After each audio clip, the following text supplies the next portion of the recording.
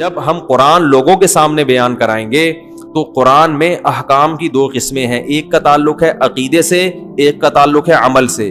عقیدے کی اہمیت زیادہ ہے یا عمل کی زیادہ ہے؟ بولو نا، عقیدے کی۔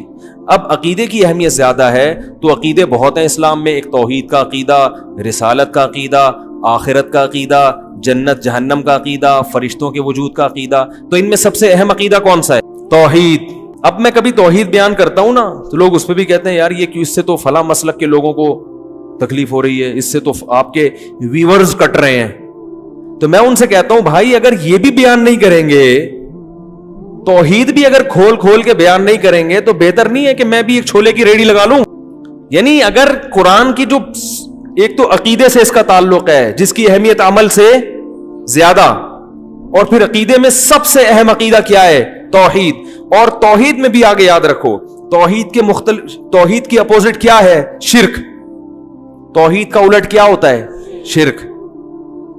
تو شرک کی نفی کرنا توحید ہی ہے نا۔ تو سب سے بڑا شرک پتہ ہے کیا ہے؟ اللہ کے سوا کسی کو مدد کے لیے پکارنا۔ یہ شرک کی سب سے بڑی قسم ہے اور سب سے خطرناک قسم ہے جس نے ہمیشہ مشرکوں کو برباد۔ ہر دور کے مشرک اس قسم کے شرک میں مبتلا ہوئے ہیں۔ وہ یہ نہیں کہتے تھے کہ اللہ جیسا اللہ بھی کوئی ہے، وہ کہتے تھے جیسے اللہ سے ہم ڈائریکٹ پکاریں تو بھی ٹھیک ہے، لیکن اللہ نے کچھ اختیارات اپنے بندوں کو بھی دے دیے ہیں، ان کو بھی پکارا جا سکتا ہے۔ اسی شرک کی نفی کے لیے دنیا میں پیغمبر آتے رہے ہیں، اور اسی کے لیے اللہ نے ہم سے ہر نماز کی ہر رکعت میں کہلوایا ایاک نعبد و ایاک نستعین، اے اللہ صرف تیری عبادت کریں گے۔ اللہ کو پتا تھا یہ عبادت کے مفہوم میں گھما دیں گے بات کو، اس لیے اگلا جملہ کہلوایا ایاک نستعین، مدد صرف تجھی سے۔ استعانہ مدد کو کہتے ہیں۔ تو اب یا اللہ مدد کے علاوہ تمام راستے اللہ نے بند کر دیے کہ نہیں کر دیے؟ تو یہ والی شرک کی بھی اگر ہم قسم بیان نہیں کریں گے، مصلحت کا شکار ہوں گے کہ ویورز ٹوٹ رہے ہیں، لوگ خراب ہو رہے ہیں، تو بھائی پھر تو قیامت میں پکڑے جائیں گے۔ اللہ کہے گا میری وحدانیت بھی اگر تم سے ممبر پہ بیٹھ کے بیان نہیں ہو رہی تھی تو بہتر تھا کہ تم بھی یو پی پہ انڈا موڑ پہ ایک چھولے کی ٹھیلی لگا کے بیٹھ جاتے۔ تو یہ بڑا خطرناک شرک ہے۔ ہاں اس پر جو اشکالات ہوتے ہیں کہ پولیس کو بھی تو مدد کے لیے پکارا جاتا ہے، وہ تمام اشکالات کے میں ایک بیان میں جوابات دے چکا ہوں، اس کو سن لیا جائے دوبارہ۔ تو اس لیے میں کہتا ہوں بھائی اپنے حال پہ ترس کھاؤ، صرف یا اللہ مدد، صرف یا۔ ہم یہ نہیں کہہ رہے کہ جس نے یا رسول اللہ مدد کہا وہ کافر ہو گیا، نہ نہ۔ کفر کا فتویٰ لگانے میں بہت احتیاط ہے، کیونکہ ہم اس سے پوچھیں گے تمہارا مطلب کیا ہے اس کا، تو مطلب میں جا کے گہرائی میں کہیں سے بھی کوئی تعویل کھینچ تان کے نکالی جا سکتی ہو کہ ہو سکتا ہے اس کا یہ مفہوم ہو، تو اس کو مومن ہی کہا جائے گا جب تک 100% وہ واضح طور پر نہ کہہ دے۔ لیکن یہ جملہ بہت ڈینجرس ہے۔ کفر کا فتویٰ دنیا میں لگانے میں تو احتیاط ہے، مگر آخرت میں اللہ بھی احتیاط سے کام لے گا فتویٰ لگانے میں، ایسا نہیں ہے۔ وہ تو ہمارے لیے اللہ نے کہا ہے کہ تم دل کے حال نہیں جانتے، اللہ تو دلوں کا حال جانتا ہے، اللہ کو پتا ہے کون کس نیت سے کہہ رہا ہے۔ تو اس لیے میرے بھائی اپنے حال پہ ترس کھاؤ، اپنے مذہبی رہنماؤں کے کہنے پر توحید کا راستہ نہ چھوڑو۔ عیسائی بھی اپنے آپ کو توحید پرست کہتے ہیں کہ ہم ایک اللہ کو مانتے ہیں، مگر اللہ کو ان کی توحید قبول نہیں ہے۔ تو اگر آپ بھی یا اللہ مدد، یا رسول اللہ مدد، یا علی مدد، یا غوث آدم مدد، سارے اللہ کے علاوہ پتہ نہیں درجنوں لوگ ہیں، اور یا رسول اللہ انظر حالنا، اے نبی ہمارے حالت پر رحم کریں، اے نبی ہماری طرف دیکھ، یہیں سے بیٹھے بیٹھے پکار رہے ہیں نبی کو، اور یہ عقیدہ ہے کہ نبی صلی اللہ علیہ وسلم بنفس نفیس ہماری مدد کریں گے، یہیں سے بیٹھے ہوئے ہمارا کلام سن رہے ہیں، اور خود قبر میں سے ہوتے ہوئے ہماری مدد وہیں سے کر لیں گے کیونکہ اللہ نے آپ کو اختیارات دے دیے ہیں۔ بھائی یہ شرک ہے، اللہ نے کسی کو کسی کی مدد کا اختیار نہیں دیا۔ ہاں وہ اختیارات جو اسباب کے دائرے میں آتے ہیں، اسباب کی جس کی کوئی سائنٹیفک لاجک ہو، جیسے پولیس کو مدد کے لیے پکارے تو موبائل آئے گی، اس طرح سے وہ لاجک ہے نا اس کی۔ ان لاجک جو مدد ہوتی ہے کہ جس میں کوئی ذرائع یا اسباب نہ ہو، یہ مدد صرف کون کر سکتا ہے؟ اللہ۔ اس کا اللہ نے کسی کو اختیار نہیں دیا۔ تو ہم نبی صلی اللہ علیہ وسلم کے بارے میں عقیدہ رکھتے ہیں، تمام پیغمبروں کے سردار، بلکہ بعد از خدا بزرگ توئی قصہ مختصر، اللہ کے بعد نبی ہی کا مقام ہے، قصہ مختصر۔ شاعر نے کیسی پیاری بات، شاعر نے کہا تم نبی کی شان بیان کرتے ہو، کہہ رہے میں مختصر بات کر کے گل ویلے دی تے پھل موسم دا قصہ ہی ختم کر دیتا ہوں۔ بعد از خدا بزرگ توئی، اللہ کے بعد کون ہے؟ پیغمبر۔ جس کی بھی تعریف کی جائے نا، اس سے اونچا مقام کس کا ہے؟ نبی کا۔ پھر آپ کسی کی تعریف کریں، زمین آسمان کے قلابے ملا دیں، وہ تعریف نبی کی تعریف نہیں ہوگی، نبی کا مقام اس سے اونچا ہوگا۔ سب سے اونچے کون ہے؟ نبی. لیکن اختیارات نہیں ہے, بگڑی نہیں بنا سکتے کسی کی, کسی کو اولاد نہیں دے سکتے, کسی کو روزی نہیں پہنچا سکتے, کسی کی بگڑی نہیں بنا سکتے, اور چاند کے 2 ٹکڑے نہیں کر سکتے. لوگ کہتے ہیں چاند کے 2 ٹکڑے بھی تو نبی نے نہیں کیے, وہ اللہ نے کیے ہیں. نبی کو حکم تھا اشارہ کر دے میں ٹکڑے کر دوں گا. تبھی نبی سے مشرکین اور بھی معجزوں کا مطالبہ کرتے تھے, آپ یہ کریں آپ یہ کریں. نبی نے فرمایا کہ سبحان ربی هل كنت الا بشر رسولا, میں تو انسان ہوں بھائی, میں یہ نہیں کر سکتا کہ یوں اشارہ کروں نہریں جاری ہو جائیں, میرے میں اختیارات تھوڑی ہیں. تو اللہ نے کر دیے تھے ٹکڑے, اللہ نے مجھے حکم دیا تم آپ اشارہ کریں تو میں کر دوں گا. تو جب اللہ کرنا چاہتا ہے, میں نے اشارہ کیا اللہ نے کر دیا, اب اللہ نہیں چاہ رہا تو میں کہاں سے کروں گا بھائی, نہیں ہو سکتا. یہ جگہ جگہ نفی کی گئی ہے, جگہ جگہ نفی کہ میں نہیں کر سکتا, میں انسان ہوں. وَلَوْ كُنْتُ عَالَمُ الْغَيْبِ لَاسْتَكْثَرْتُ مِنَ الْخَيْرِ, اگر میرے پاس اللہ کی طرح غیب کا علم ہوتا, مجھے سب پتا ہوتا مستقبل میں کیا ہونے والا ہے, تو مجھے تو کبھی کسی قسم کا کوئی نقصان ہوتا ہی نہیں. یہ میں قرآن کی آیتیں پڑھ رہا ہوں آپ کے سامنے, 2 ٹوک عقیدہ قرآن نے بیان کیا, اس میں کوئی کنفیوژن باقی نہیں رکھی ہے. ما کانا کا وما یکونو, جو پہلے ہو چکا سارا کچھ نبی کو اس کا بھی علم تھا, جو بعد میں ہوگا اس کا بھی علم تھا. تو غلط ہے بھائی یہ عقیدہ. جتنا اللہ نے بتا دیا اس کا نبی کو علم ہے. ہاں وہ اللہ نے ہم سے بہت زیادہ بتایا ہے. علماء مثال دیتے ہیں کہ ہمارے علم اور نبی کے علم کی مثال دریا اور قطرے کی ہے. جیسے دریا میں ایک قطرے کی نسبت دریا کی طرف ہو تو کوئی حیثیت ہے, تو اتنا اللہ نے علم دیا ہے نبی کو ہماری نسبت. لیکن اللہ کے علم اور نبی کی مثال پھر دریا اور قطرے کی ہے. سمجھ رہے ہیں؟ کتنی جگہ قرآن میں آتا ہے یسألونک عن الساعہ, یہ لوگ آپ سے پوچھتے ہیں قیامت کب آئے گی, نبی کہہ دو علمھا عند ربی, مجھے نہیں پتا کب آئے گی, اللہ کو پتا ہے. سب باتوں کا آپ نے نہیں بتایا, بہت سی باتوں میں آپ نے کہا مجھے علم نہیں ہے.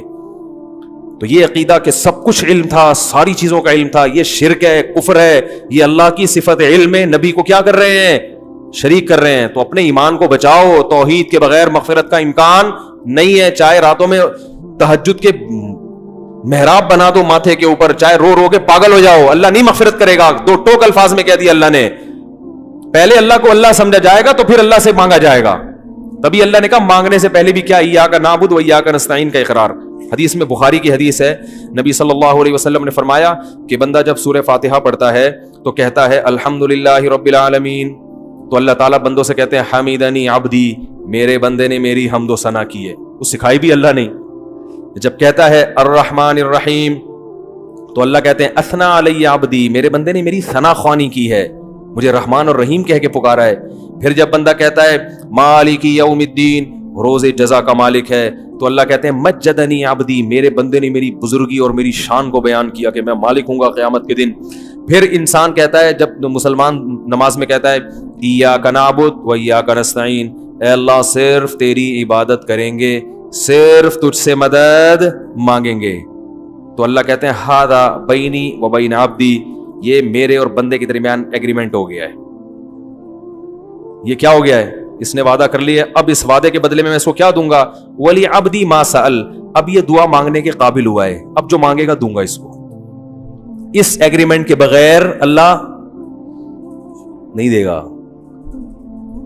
ولی عبدی ما سأل, اب یہ کیونکہ پچھلی امتیں اسی لیے تو ہلاک ہوئی ہیں, اللہ سے بھی مانگ رہے ہیں, حضرت عیسیٰ ابن مریم سے بھی مانگ رہے ہیں, عزیر کو ابن اللہ کہہ دیا, تو اب اللہ سے بھی مانگ رہے ہیں, درباروں پہ جا کے بھی مانگ رہے ہیں. نوح علیہ السلام کی جو قوم تھی اللہ سے بھی مانگتی تھی, بتوں سے بھی جا کے مانگتی تھی. تو اللہ نے کہا یہ والا مجھے یہ انداز پسند نہیں ہے, تو پہلے ہم سے ایگریمنٹ کروا لیا. اور دیکھو نماز میں تلاوت ضروری ہے, جہاں سے چاہے پڑھو, لیکن ہر نماز میں اللہ نے پہلے کہا کہ یہ پڑھو گے تو پھر آگے پڑھنے کی اجازت دوں گا. یہ پہلے ہر سورہ فاتحہ جتنی پڑھی جاتی ہے نا, اتنی کوئی سورت پڑھی نہیں جاتی ہے. ہر نماز میں, ہر رکعت میں, تراوی میں 20 رکعتوں میں ہم ہر دفعہ تھکتے نہیں ہیں. لوگ کہتے ہیں یار اب یہ تو سن لی ہے نا, بچپن سے سنتے آ رہے ہیں, آگے چلو. اللہ کہتے ہیں نا نا نا نا نا, جب تک زبان سے یہ ایگریمنٹ نہیں کرے گا نا کہ تجھی سے مانگوں گا کسی اور سے نہیں, اس وقت آگے چلنے ہی نہیں دوں گا میں تجھے. 20 کیا 40 بھی پڑھے گا تو ہر دفعہ یہی پڑھنا پڑے, پھر تہجد میں اٹھے گا پھر یہی پڑھنا پڑے, فجر کی 2 سنتیں میں پھر یہی ایگریمنٹ, مرتے دم تک یہ ایگریمنٹ تجھ سے کرواتا رہوں گا. اور ہم نماز کے سلام کے بعد اسی ایگریمنٹ کی دھجیاں اڑانا شروع کر دیں, کتنی بڑی اللہ کے غضب کو دعوت دینے والی بات ہے. تو حدیث میں آتا ہے, بخاری کی حدیث, نبی نے فرمایا کہ انسان جب کہتا ہے اللہ تیری عبادت اس سے مدد، تو نبی نے فرمایا اللہ فرشتوں سے کہتے ہیں ولی عبدی ما سل، اب مانگ. پھر اللہ کو پتا تھا کہ الٹی سیدھی چیزیں نہ مانگنا شروع کر دے نا. اتنا اہم موقع ہے، اللہ کی رحمت جوش میں ہمیں اختیار دے دیا جاتا، تو ہم کہتے ہیں اللہ تھوڑی تنخواہ بڑھوا دے میری. اے اللہ ذرا ٹرائی کیا ہوا ہے، مان نہیں رہے ابا اس کے، منوا لے. اے اللہ یہ کر دے وہ کر دے، بحریہ ٹاؤن میں 3 پلاٹ دلا دے. یہ دنیا کے کھلونے مٹی کے، ان پہ ہم عاشق ہو جاتے. تو اس لیے اللہ نے کہا کہ اتنا بڑا ایگریمنٹ کیا، میرا دل اتنا خوش کیا، تو اب بڑی چیز مانگو. کیا اہدنا الصراط المستقیم، سیدھے راستے پہ چلا دے. سیدھے راستے پہ چل گئے تو بحریہ ٹاؤن میں پلاٹ نہ ملے تو بھی جنت، مل جائے تو بھی جنت، ہو جائے وہاں تو بھی جنت، نہیں ہو ہے بھائی کنوارے ہی مر جاؤ تو بھی کیا ہے بیماری میں چلے گئے تو بھی جنت، صحت کے ساتھ، کیونکہ جانا تو ہے. بحریہ ٹاؤن کا مالک بھی جائے گا ایک دن، بیچارے کا جنازہ بھی اٹھے گا. لوگ آج بحریہ ٹاؤن میں 2-4 پلاٹ ہوں، ہر ایک کو پتا ہے میرے بھی ہیں، اور جس کے نہیں ہو تو وہ یہی غم میں کھا رہے یار میرا ایک بھی نہیں ہے، اس کو یہی غم کھائے جا رہا ہے. تو اللہ کے بندو 10-15-20 سال کے بعد ختم. جن لوگوں کے پلاٹ ہیں نا ان میں سے کوئی بھی زندہ نہیں ہوگا. جو مالک ہے نا، اونر ہے، اسی کا جنازہ ہوگا. لوگ کندھا لے کے کندھا دیتے ہوئے جا رہے ہوں گے، کلمہ پڑھتے ہوئے جا رہے ہوں گے، اور زمین میں دفن کر کے مٹی پھینک کے آ جائیں گے. اور پھر وارثون میں جھگڑا شروع ہو جائے گا، یہ میرا ہے، یہ میرا ہے، یہ فلاں کا ہے، یہ اس کا ہے.